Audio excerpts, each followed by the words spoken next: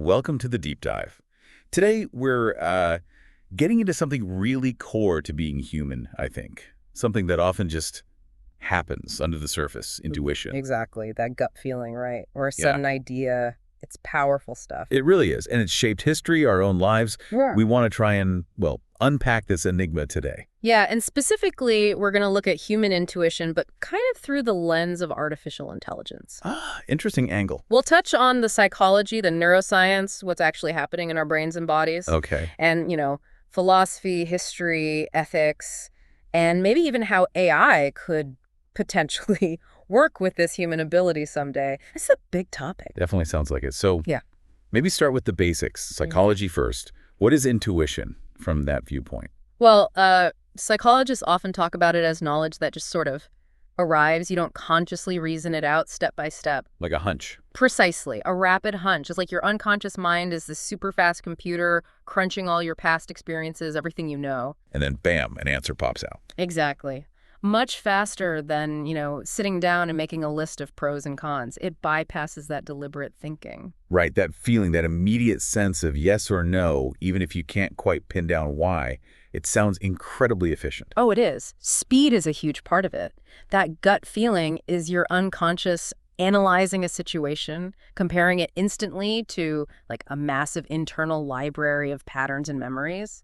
Faster than we can consciously think. Way faster. Our conscious mind just can't keep up with that kind of processing speed. And this isn't just some, vague idea, is it? There's actual biology, neuroscience behind this. Oh, absolutely. It's not just in the mind, so to speak. Neuroscience shows it involves a whole network in the brain. Okay. The right hemisphere often gets highlighted. It's good at holistic thinking, seeing the big picture, recognizing patterns. That seems key for intuitive jumps. Makes sense. And the hippocampus, which is vital for memory, obviously plays a role. It has to quickly pull up relevant past stuff to feed that intuition. But what's really fascinating is how embodied it is. It's not just the brain in isolation. Embodied. How so? Well, think about the gut feeling, literally. Our gut has this complex network of neurons, sometimes called the second brain. I've heard that, yeah. And it's constantly talking to our brain through the gut-brain axis. It influences our emotions, our mood, and contributes to those intuitive signals we feel physically. Wow. So it's this deep unconscious sifting of everything we know and have experienced, surfacing as a feeling, maybe in our gut, maybe just a sense of knowing. And it involves different brain areas and even our body. That's a great summary. It's a very integrated process. Now, you mentioned philosophy earlier. Philosophers must have had a field day with this concept for centuries.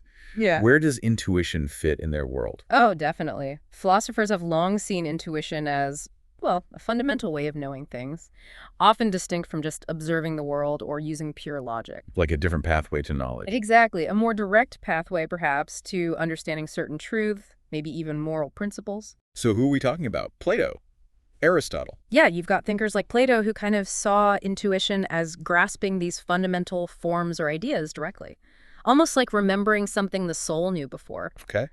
And Aristotle thought intuition was how we grasp the basic starting points of knowledge, the things you can't actually prove logically but just know. Even back then, they recognized this sort of immediate knowing. They did. And much later, you have Kant, who argued that our basic intuitions of space and time actually structure how we experience reality itself. Huh.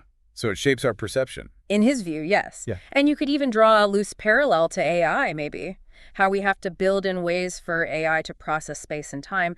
Those concepts are fundamental. Interesting parallel. Then there's Bergson, who saw intuition more holistically as a way to grasp the flow and interconnectedness of life, something beyond just cold, hard analysis. And what about right and wrong? That feeling that something is just off or just? That's ethical intuitionism, the idea that fundamental moral truths are, in a sense, self-evident. We grasp them directly through intuition. But isn't that subjective? My gut feeling about right and wrong might be different from yours. And that's the big debate. While some philosophers championed intuition, others were, pretty skeptical. Why? Because it can be subjective. It can be influenced by emotion, by bias, by culture. So is a gut feeling always a reliable guide? That's the question. A question that's probably even more relevant when we think about AI and ethics. Can an AI have a reliable gut feeling? Exactly. What would that even look like, and how would we trust it? It really brings the philosophical debate into the modern tech world. It seems like how we viewed intuition has kind of waxed and waned over time, hasn't it? Valued sometimes, dismissed at others. Very much so. Historically, you see early ideas linking it almost to like a direct seeing or insight. But the modern Western understanding owes a lot to thinkers like Kant. But then came the rise of science, logic. Did intuition get pushed aside? To some extent, yes. There were periods, especially with the Enlightenment and the focus on reason and empirical evidence, where intuition was seen as less valid, less trustworthy than stuff you could measure and prove logically. But it never totally vanished, right? I Uh-huh. mean, you hear about moments of inspiration. Absolutely not. Even think about the Middle Ages, there was still this idea of direct perception influencing understanding. And creative genius, think of Mozart saying musical ideas just appeared to him, fully formed. Yeah, all in one look, he said. Eh. That sounds incredibly intuitive. It really does, and it shows how intuition isn't just one thing. It pops up everywhere. Socrates had his daimonion, that inner guiding voice. Yeah. Plato's idea of learning as remembering hints at something innate, something intuitive. Even as rationality gained ground, intuition remained vital for creativity, for art, for breakthroughs. And was this just a Western thing? Or did other cultures value intuition too? Oh, globally. In many ancient cultures, intuition was crucial for basic survival hunting, finding resources, reading the environment. Makes sense. You'd need those quick judgments. Definitely. And it fed into collective wisdom, too. Some Native American traditions, for instance, used collective dreaming to gain insights for the community. It shows how deep this runs. And that continues today in many indigenous cultures, doesn't it? Yeah. Using intuition as a valid way of knowing and living. Yes, absolutely. And Eastern philosophies often link intuition directly with spiritual insight and enlightenment. Like in Hinduism or Buddhism. Exactly. The Vedas, Buddhist teachings on direct insight or mindfulness, they often point to intuition as a way to gain profound wisdom beyond just intellectual understanding. Even the Greeks and Romans had oracles and divination, relying on some form of intuitive faculty. So really, across time and cultures, intuition seems to be this fundamental thread woven into practical skills, creativity, philosophy, spirituality, pretty much everything. It really seems to be an incredibly adaptable cognitive tool, wouldn't you say? It's not just for artists or mystics? No, definitely not. It impacts our everyday lives, our personal choices, who we trust. For sure. And think about leadership. You often hear successful leaders talk about trusting their gut, making quick calls. Especially in really complex situations, maybe where you don't have all the data. Precisely. When things are uncertain, complex, fast-moving, peer analysis can get bogged down. Intuition can offer that quick assessment, that hypothesis to test. And in professional life, too. Like hiring someone. Sometimes you just get a feeling. Yeah, assessing people, understanding team dynamics, sensing the culture of an organization. These often involve intuitive judgments that aren't easily captured by metrics alone. And creativity, we touched on that. That spark, that novel idea that seems to come from nowhere. Undeniably linked. That flash of insight often comes before the hard work of logically developing and testing the idea. It's the starting point. Even in science, you hear about those aha moments. Absolutely. Scientists talk about intuitive leaps that lead to new theories, which are then rigorously tested. Same in maths or philosophy. Grasping abstract concepts often involves an intuitive click. Okay, so it's everywhere. What about our moral compass? That sense of right and wrong we talked about, that immediate feeling, moral intuition. Right, that brings us to the ethical side again. Moral intuition is about those immediate, often quite automatic judgments. That's wrong, that's unfair, that's kind. And these are shaped by our upbringing, our culture. Very much so. Our experiences, the norms we absorb, they all feed into these quick moral reactions. It's generally faster than sitting down and reasoning through ethical principles. So some theories suggest we feel first, then reason later to justify the feeling. That's a prominent idea, yes. That our initial moral stance is often intuitive, and the reasoning comes afterward to explain or defend it. But if it's shaped by our background and can be biased, we can't just rely on moral gut feelings alone, can we? That's the crucial takeaway. Moral intuition is powerful, it's often our starting point, but it needs scrutiny. It benefits hugely from reflection, from dialogue, and from being balanced with careful, principled, ethical reasoning. Especially in tricky situations with conflicting values. Exactly. You need both the intuitive sense and the analytical rigor. Which, again, loops us back towards AI, this idea of artificial intuition. It sounds almost contradictory. Can AI have a hunch? Well, it's definitely a frontier in AI research. No. The goal isn't necessarily to replicate human feeling, but to create AI that can process information in a more holistic, insightful way. How so? Imagine AI that doesn't just compute data points, but senses underlying patterns, anomalies, potential futures in complex systems, like an experienced human expert might, going beyond the raw numbers to something like, well, understanding. So seeing the forest, not just the trees. That's a good way to put it. The aim is for AI to handle ambiguity, incomplete data, and make judgments that aren't purely based on pre-programmed rules or simple correlations. What would that require? It likely involved developing AI with better semantic understanding, knowing the meaning behind data, not just the syntax, and more sophisticated ways of learning from experience, perhaps closer to how humans generalize. And are we seeing any hints of this now? Some people argue current large language models show sparks of something like intuition. It's a really hot debate.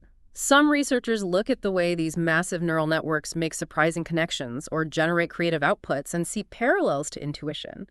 The network structure itself allows for processing that isn't strictly linear or logical. But it's still different, right? I mean, fundamentally, we have feelings, consciousness, a whole lifetime of lived embodied experience feeding our intuition. That's the critical distinction, yes. AI can simulate intuitive outcomes like recognizing a pattern quickly, but it lacks the subjective awareness, the emotions, the common sense grounded in physical reality that define human intuition. It learns from data, however vast we learn from, well... From living. That's exactly. Right. AI doesn't feel the gut feeling. It doesn't have that rich, messy, conscious and unconscious interplay that we do, at least not yet. Okay, let's try and pull these threads together. We've covered a lot of ground.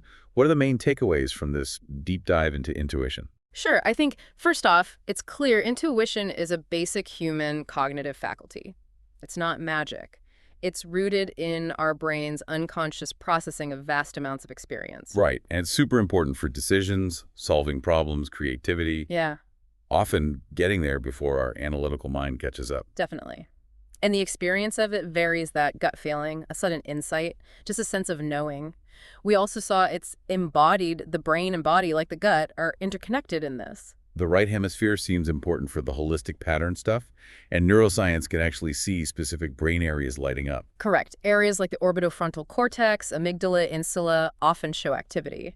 Philosophically, it's been seen as a core way of knowing, though its reliability is, debated. And historically, its value has shifted, but it's always been present, showing up in all sorts of areas: personal life, work, art, science. And it seems to get better with experience. Experts often have highly tuned intuition in their field. It usually works best with analysis, not necessarily replacing it. A partnership, maybe? Mm-hmm. And we touch on moral intuition. Powerful, immediate, but needs that critical check, needs reason alongside it. Absolutely. And finally, AI researchers are actively exploring this idea of artificial intuition, trying to get AI to interpret complex data more like humans do, seeing patterns intuitively. But building true artificial intuition means really modeling human thinking memory, meaning learning much more deeply. Right. Current AI might show aspects that look like intuition, but it's missing the full human package, the consciousness, the emotion, the embodiment. And bringing AI intuition online raises huge ethical questions about bias, accountability, transparency. Okay. So wrapping up, here's something to maybe leave you thinking about. What if we reach a future where AI can genuinely understand, or at least effectively mimic and augment, our own human intuition? What doors might that open? What new ethical knots might we need to untangle? Think about decisions, creativity, even just understanding ourselves. If we start relying on these integrated human-AI intelligence, how could that partnership change our whole concept of what it means to know something? Exactly. How might it reshape knowledge itself? Lots to ponder there. Thanks for taking this deep dive with us. This is DigitView.